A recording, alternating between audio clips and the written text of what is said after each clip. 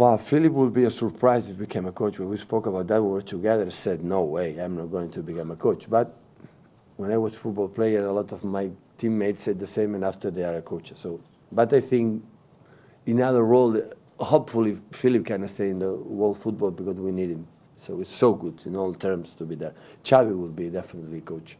What they have to do, they are so intelligent to do that. They will do what they believe.